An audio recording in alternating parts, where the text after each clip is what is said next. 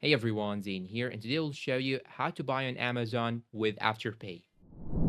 Okay, first you need to do is to go to Afterpay app. You can still do it through the website, but it's better to do it through the app. So go to the Afterpay app and then search for Amazon. So here I have Amazon already. Then click on it and then Amazon store is gonna get opened. So it's gonna look like you are actually on Amazon app, but you are actually using Afterpay to access Amazon shop. After you go to Amazon through Afterpay, you will need to choose an item and add it to your cart. Once you do, click on proceed to checkout and then click on select a payment method and then click on add a payment method, and then you will have the chance to enter a new payment method details. Once you do that, you can see on the bottom that you can click on continue to be able to pair your Afterpay or ClearPay. So once you click on it, it's going to show you your payment plan details. So basically how much you're going to pay in each month and how many payments you will be having. So that is it.